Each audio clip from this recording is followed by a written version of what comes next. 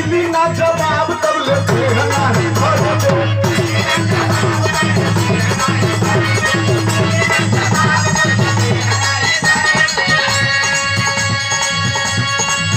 एक बात सुनैया और कहला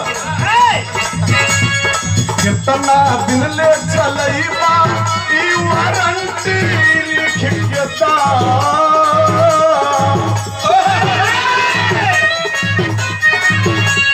कितना दिन ले चलई बा ई वारंटी लिख के दा। हमारी टाइम में नहीं करबा ई गारंटी।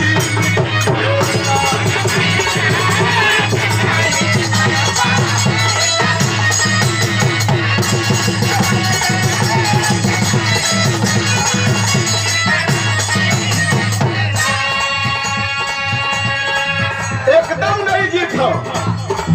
यूट्यूब साथी लोग रोज घूमत हुआ सबकर बनावत हुआ, लेकिन अब वही गोया में रियाज करत हूँ, रियाजे करते क्या कहलस।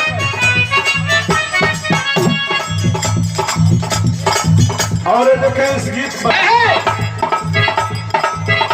जवन रउआ चाहत वाला सब कुछ होई, लेकिन स्टाम्प पेपर पे लिख के हमके दा।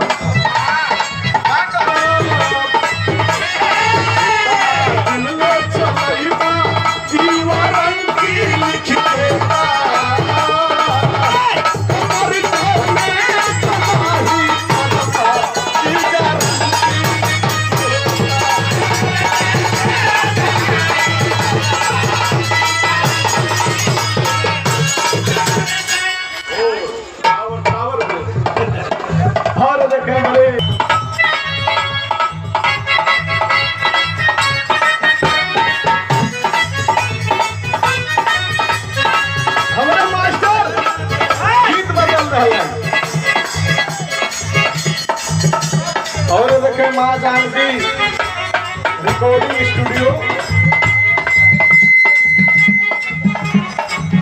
चौबेपुर वाराणसी। माँ जानकी रिकॉर्डिंग स्टूडियो चौबेपुर वाराणसी। मालिक मलिकार हमारे गायक चंद्रजीत कुमार तुलसी भैया। स्टूडियो का काम हो रहा बा, बहुत जल्द ही उद्घाटन हुई। सब यूट्यूबर साथी सब कलाकार साथी पहुंचे। मालिक डेट बताओ जाए।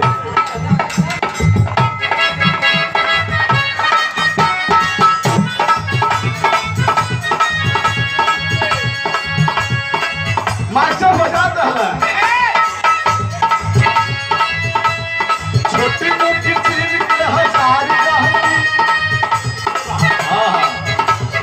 छोटी मोटी चीज के हजार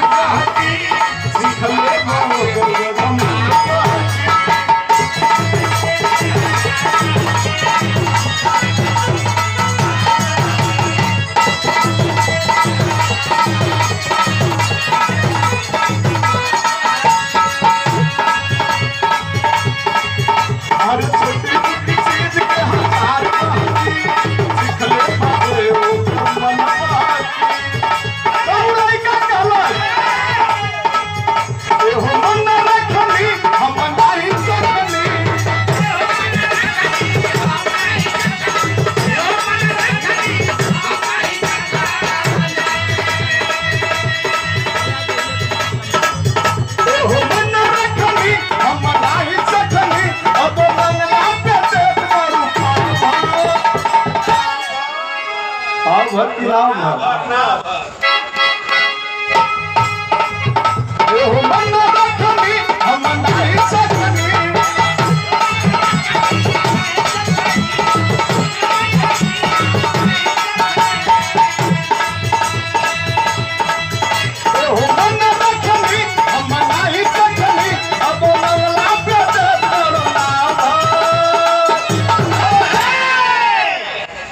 का कहला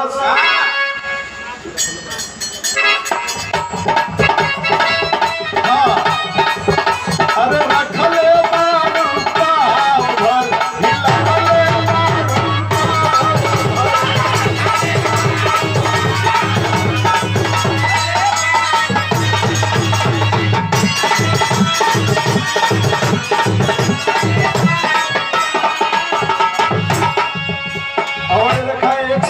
पुरस्कार हमारे बिहार के बड़े अच्छे कलाकार हमारे अजीज मित्र अनिल प्रजापति के पिताश्री आप बाबूजी गुरधारी प्रजापति जी आपके उस तरफ प्रदान है।